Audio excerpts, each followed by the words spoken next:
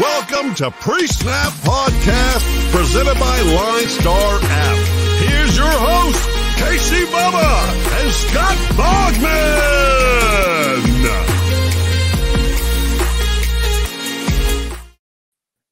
And welcome back, everybody, to another episode of the Pre-Snap Podcast, brought to you by the wonderful people at LineStar Sports. And if you're watching the LineStar YouTube channel, there's an unhappy Steelers fan on the other side of this screen.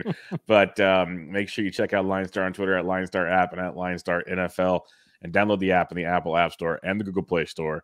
Everything that you need in the palm of your hands to build your winning DFS lineups. Not just NFL, folks. Every sport that DraftKings and FanDuel and Yahoo Sports offers, they got you covered. So go check it out over there. As I mentioned, we have a Steelers fan. So first, I'm on Twitter at BDentric. He's on Twitter at Bogman Sports. Scott Bogman, heck of an AFC game, huh? I mean, unbelievable, dude. Talk about the tale of two halves and all that stuff. And, you know, as much as I don't want it to happen, the Bengals are in the Super Bowl and they look close to unstoppable right now. And it's not, I said this before on something else I was doing today, and this is they absolutely deserve to be in the Super Bowl. They beat the teams in front of them. They beat the number one seed and probably the best team in the league, both on the road. So impressive wins for sure, but they haven't won impressively yet throughout the playoffs, which is it's good and bad. It's good because, you know, if they're in a close game, or not even in a close game, they are not out of it. Doesn't matter. They are not 21. They were down 21-3 in this one or whatever it was. That's impressive. But when I say they haven't won impressively, I mean they haven't dominated an opponent yet, which it doesn't matter. You win, you win. You win by 1 point all the way through, and your margin of victory is 4 points in 4 games. Doesn't matter. You won all of them. So absolutely deserve to be in the Super Bowl. Unbelievable comeback for Cincinnati. But of course, I will be rooting for the LA Rams in the Super Bowl without doubt. Ram it.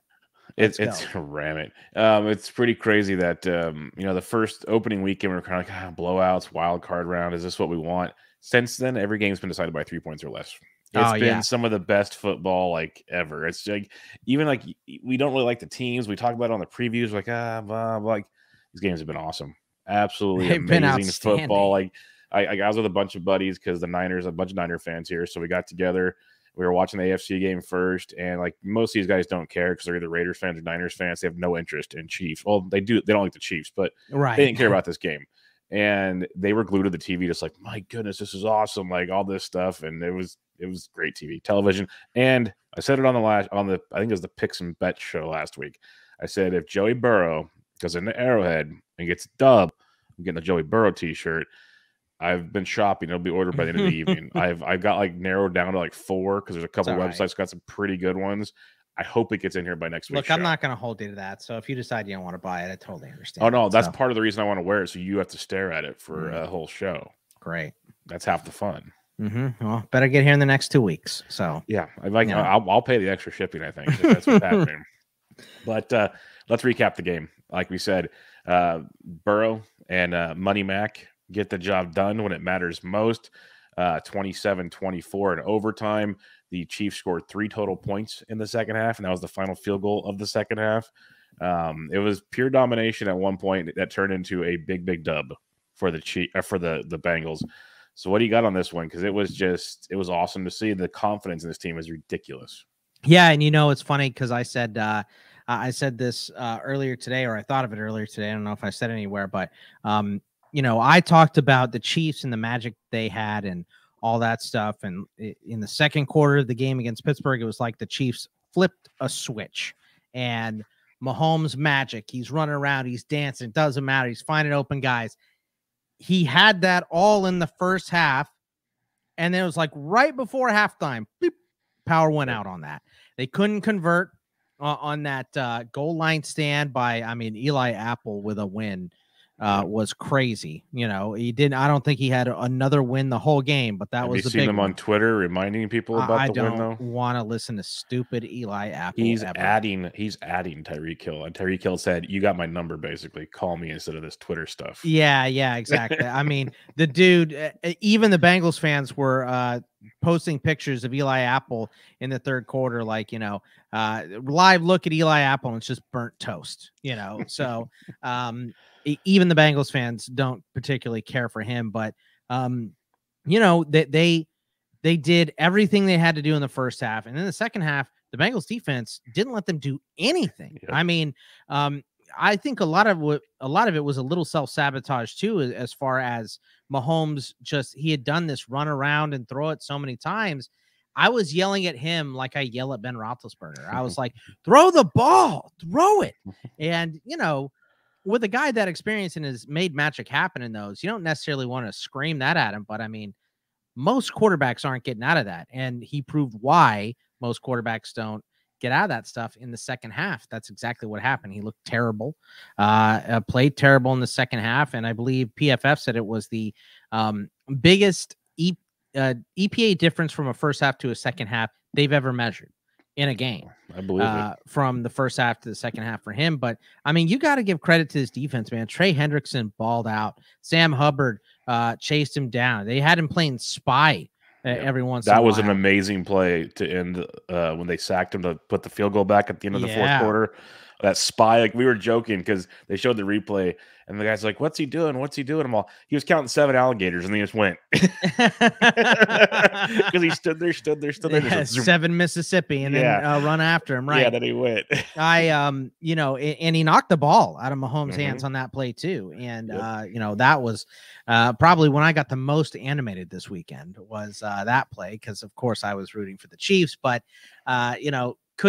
couldn't get it done on that play, but they held, even the Chiefs got the ball back too, and they couldn't make it happen after that. They were forced to punt, and then the Bengals just go down and kick their field goal. They made a stop.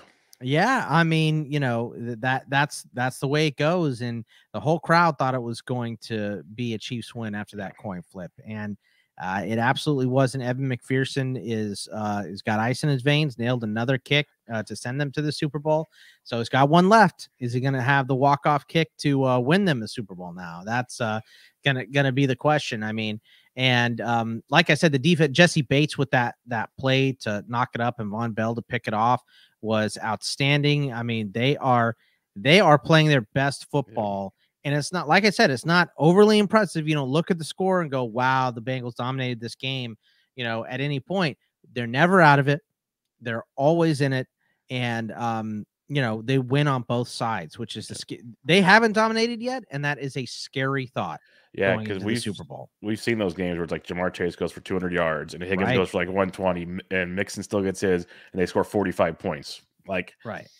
Whew, like it'd be tough to do that against the Rams defense, especially and when we've seen it time and time again. When we'll talk about it in the preview and everything, like 2 weeks to prepare, you see a lot of sluggish starts because that defense has that upper hand out the gate, and that Rams defense looked pretty good. But last little bit on this one that because I told you before the show, I had a buddy in town. We were golfing, so like the first half we were golfing, and the second half we watched before the Niners game. And we're watching on the phone. One guy actually had like Hulu TV on his phone. Yeah. And was like, Chiefs score. Kelsey, now it's 14-0. And we're like sitting there going, well, we can go like, we don't no hurry. We'll get right. We'll be ready by 3 for the Niners game. No biggie. And then awesome. Again, I loved that Joey Burrow just never lacked confidence. It was so great to see.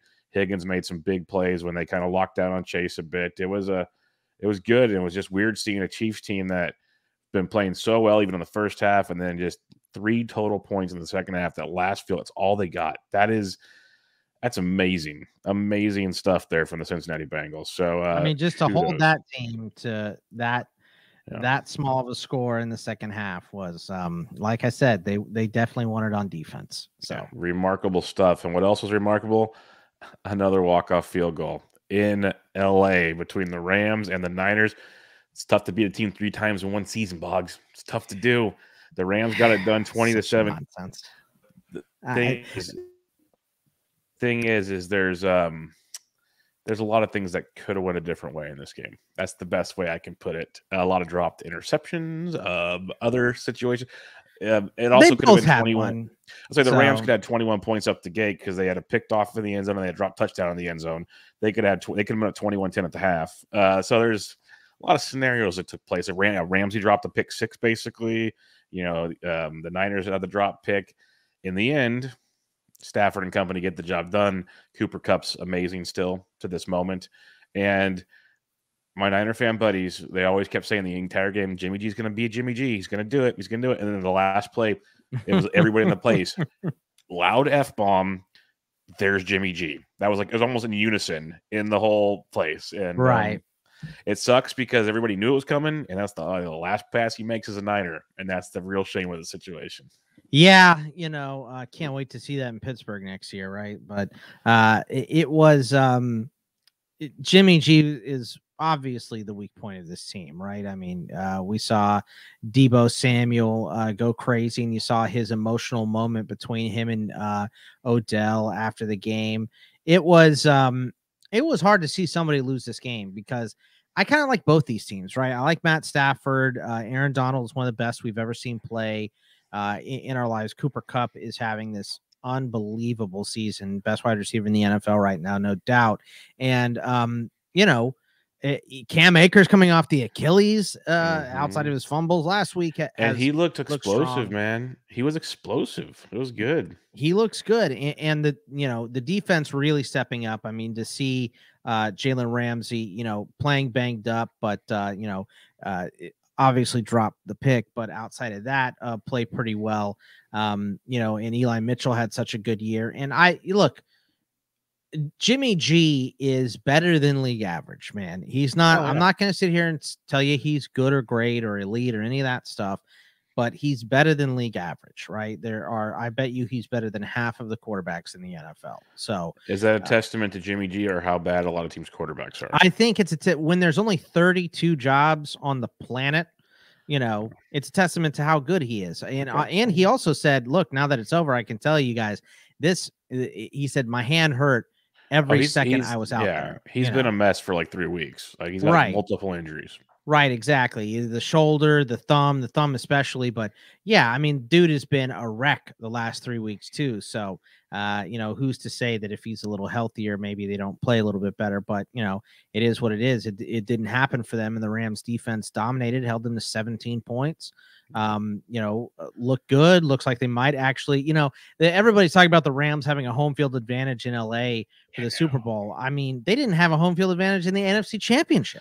Yeah. So, and the Super Bowl's 90%, company tickets. Yeah, it's probably going to be pretty close to 50-50 in that stadium. Yeah, we said last week, Ohio can travel to LA. We've seen it in college. Right, exactly. And the Chiefs traveled to Tampa Bay last year. Obviously, I think Tampa Bay had a better advantage than the Rams are going to get. But the Rams, they're comfortable. They're familiar. That is a big part of it for the team. I don't think the crowd noise will be quite in their favor as they think it will be.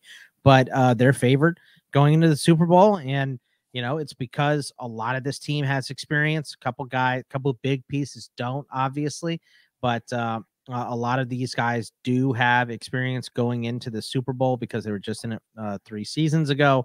So it's going to set up for a very interesting one. And I think I saw something that said the last 19 Super Bowls have had one of Brady, Manning, Roethlisberger, or San Francisco.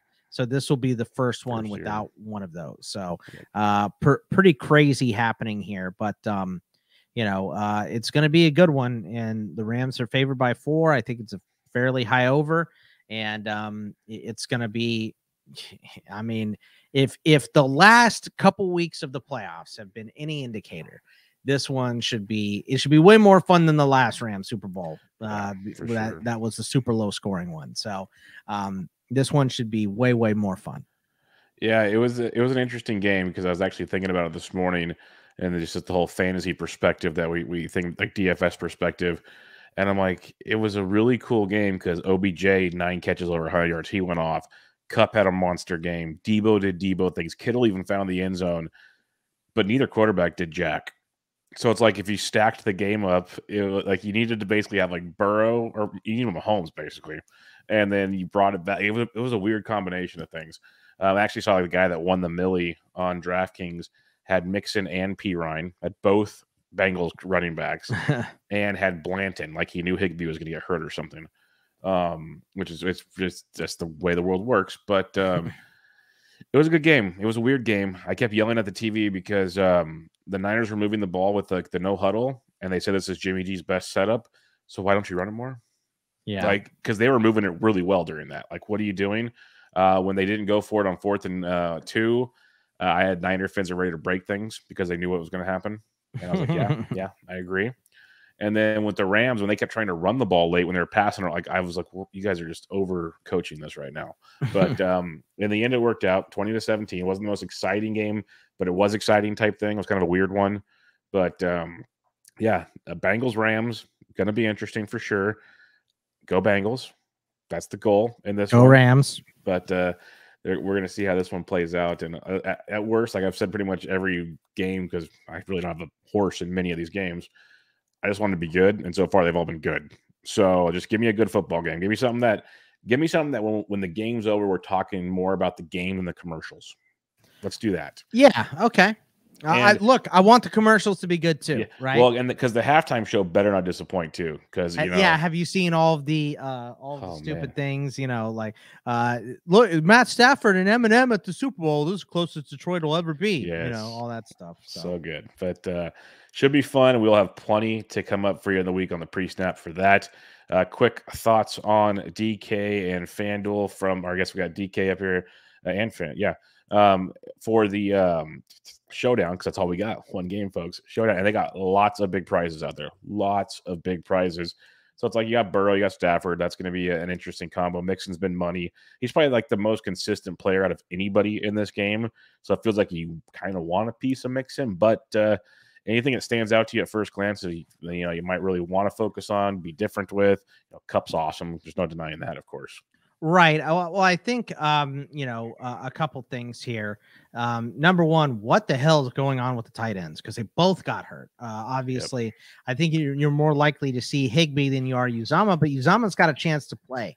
Yeah. Drew Sample is not a bad secondary option. Should he not be able to? We've obviously seen Kendall Blanton score a couple times, so that's a big one. But look, man, OBJ was dominant. In the NFC Championship. I think he might have had his best game ever as a pro in that game. So one of his best for sure, if not the best. Chase is going to get a mouthful of Ramsey this week. Or this Super Bowl. So that's interesting. Maybe we should pivot to T Higgins, that would be interesting. But I feel like every time we say pivot to T Higgins, Jamar Chase goes off. So it could be kind of an opposite day type of a thing. Cam Akers got a little nicked up in the NFC Championship. It was okay. He played, but it's interesting, to kind of see him and Michelle get split. So we'll have, more thoughts on that. This is just what is immediately coming to me. And, look, Evan McPherson's got to be in play, dude. The guy just nails long field goals. He's been outstanding, so he's got to be at least in play. Yeah, Money Mac's definitely in play. I got no problem with that there. Blanton's going to probably be very popular based on Higbee news, because Higbee looks pretty messed up. Like a lot can change in the Nets. I guess it's totally a first look. We got basically 2 full weeks to go here. Higbee looks really banged up. Uzomah, like you said, I've already heard reports on Monday. He said it's an MCL sprain, which means he could probably play this Sunday if he had to. The extra week, unless something really goes wrong, he looks like he'll be coming back, but it's still a sketchy thing. One of the fun ones, because, I guess, like you said, we'll talk more about it, but with, Cup's expensive, Chase, OBJ's been money. We've been talking about him every week, just PPR goodness. All these guys are expensive. Throwing a little Ben Skoranek out there. He's dirt cheap, and he dropped the touchdown this last week. We've seen it time and time again. He's going to get a couple targets every game. And if he can just fall onto something, it becomes intriguing. So that'll be another one to watch. Like, does Stafford have his trust back after that big drop? Definitely one of the, hero possibilities of the Super Bowl, Yeah, so it'll be fun to kind of look into it some more as the week goes on. In the next week, as more news and over news is what takes place. You have to really decipher what's the mumbo jumbo filler and what actually matters right now, because that's the way the cookie crumbles, as they say. But I'm ready for 2 weeks of glorifying Joey Burrow Joey Burrow, as they say, and the Cincinnati Bengals, as they're getting ready to call him Joe Shiesty, Bubba, as they're getting ready to win the next Super Bowl. So I'm really looking forward to it. There's gonna be a couple great shows you're not gonna want to miss, folks. That's all I gotta say, because Bogman's gonna love me after all this is said and done. But final thoughts, Boggs, as we wrap up the preview of the Super Bowl. I mean, looks like destiny for Matt Stafford, but it also looks like the Bengals are unstoppable. So I hope we get, if this Super Bowl might be the best ever, if it lives up to the hype that we've seen the rest of these games outside of that first round, like you said, come to fruition here. So it should be a good one either way. I'm excited for it. Destiny versus Dynasty sounds good to me. You'd love to see a Bengals dynasty. I know you would. But with that being said, folks, I'll keep talking trash to Bogman off the air, and it'll go on for the rest of the couple of weeks here. But you can find Bogman on Twitter at Bogman Sports. I'm at BD Entrick, the podcast pre-snap. Give it a rate and review on iTunes. We'd really appreciate it. And follow LineStar on Twitter at LineStar app and at LineStar NFL. But until next time, when we preview the actual Super Bowl and give you prop bets and more, this was the pre-snap podcast. Catch you all later. See ya. Thanks for listening to Pre-Snap Podcast, presented by LineStar app. Please like, comment, subscribe, and rate for good karma